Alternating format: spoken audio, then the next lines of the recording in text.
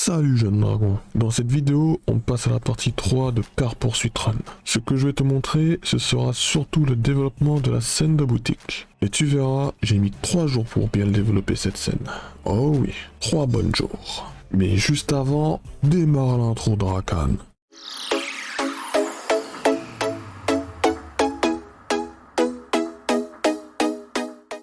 Alors, pour commencer, je vais ajouter une série de calques que je vais nommer Lock Color Car 1 pour la voiture 1 et Lock Color Car 2 pour la voiture 2 et etc pour la voiture 3, 4, 5 et 6. À quoi vont-ils servir? Bah, ils serviront à cacher le prix de la deuxième couleur de la voiture, car on pourra choisir 2 couleurs. Par exemple, si le joueur achète la deuxième couleur, là, on peut retirer le petit chiffre 500 pièces d'or, non 500 coins je veux dire, qui est le prix de la deuxième couleur.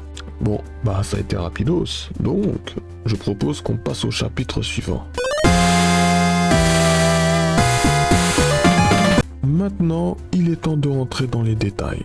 Tout d'abord, je vais créer une série de variables globales. Ah oui, si le joueur s'équipe de la deuxième couleur, alors il faut que cette deuxième couleur soit disponible en dehors de la scène de boutique. D'où l'importance de mettre certaines variables en global, pour qu'il y ait une portée maximale, comme Maxi Biscuit.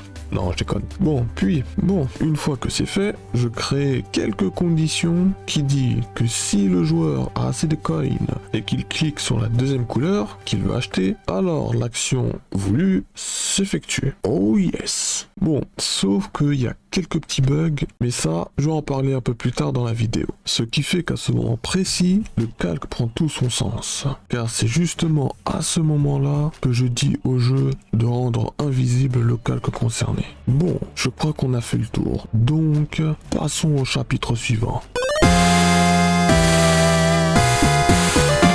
Bon, dans cette partie, on passe au jour 4.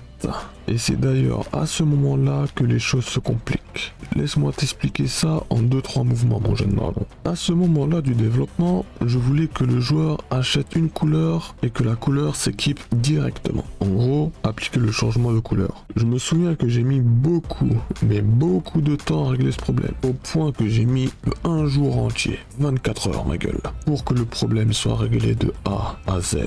Bref. Je te montrerai une séquence de pixel art sur la voiture 1, puis on passe au prochain chapitre.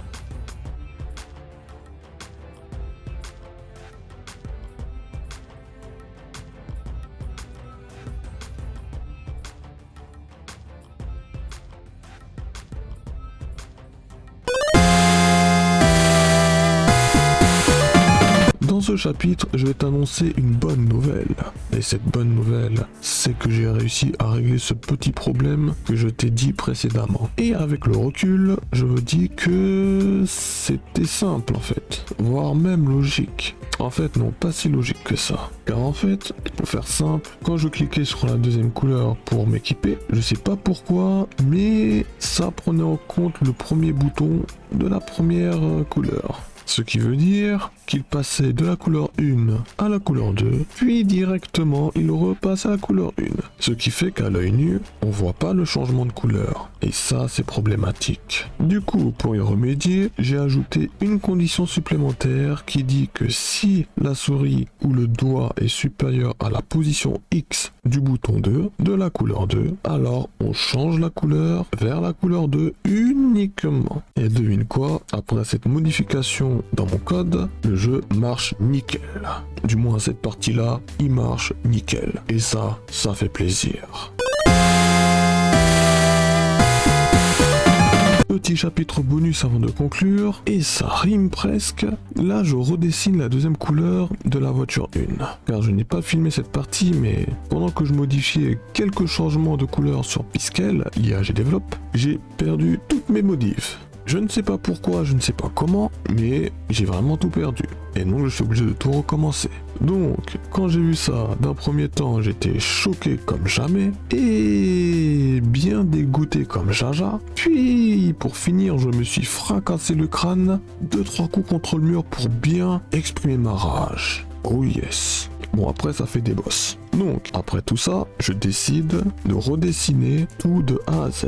Et à vitesse réelle, ça m'a pris une demi-heure. Puis une fois que cette voiture est redessinée bien comme il faut et bien sauvegardée cette fois-ci, je décide de dessiner les autres véhicules pour leurs couleurs secondaires et ça, ce sera pour une prochaine vidéo. Bon, comme tu peux le voir, je me suis concentré sur la scène de boutique. Et entre-temps, j'ai eu pas mal de bugs. Mais bon, ça fait partie du game. Après, j'ai pas tout à fait fini de coder la scène de boutique, car il faut que je sauvegarde les modifications, c'est-à-dire que si le joueur achète la troisième voiture, il faut que le joueur voit sa troisième voiture pendant le game, pendant qu'il joue une partie. Sinon, le joueur va se sentir carotte, et moi, ça va me mettre dans la carotte. Bon, j'avoue, c'est une blague de merde. Bon, sur ce, je te laisse. Si t'as kiffé la vidéo, alors lâche ton plus gros like. Et si tu veux rejoindre le rang des jeunes dragons, alors abonne-toi à cette chaîne. Moi, je te dis à la semaine prochaine. Prends soin de toi et... ou trop.